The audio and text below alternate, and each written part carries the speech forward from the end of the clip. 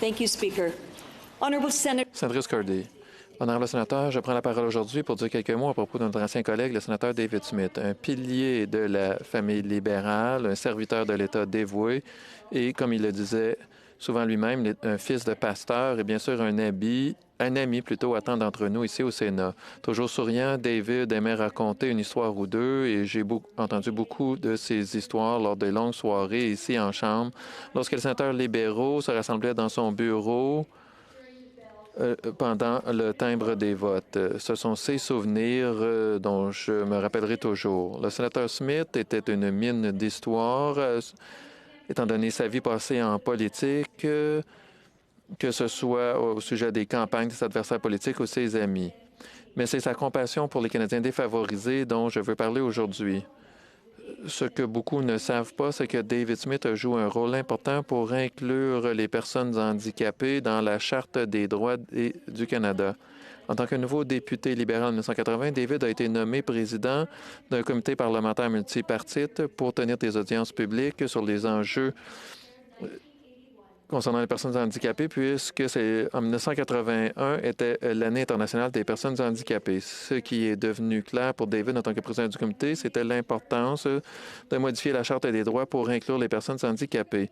Il s'est chargé lui-même de discuter avec les députés de tous les partis pour souligner l'importance d'inclure les personnes handicapées dans la Charte des droits.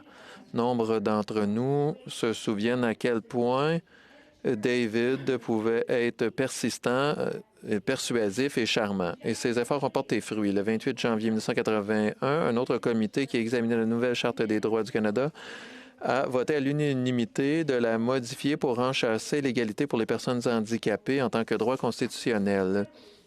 C'est une réalisation incroyable et une pour laquelle le sénateur Smith mérite d'être reconnu, bien qu'il ne l'ait pas cherché.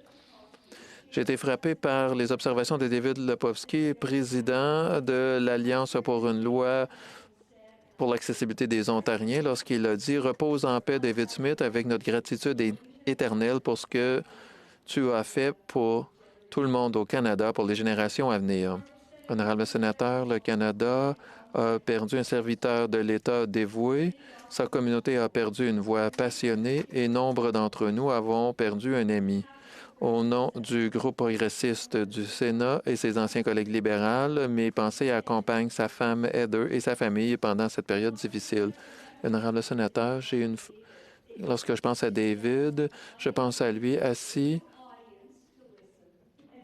au ciel en train de dire « Est-ce que je vous ai déjà raconté cette histoire? »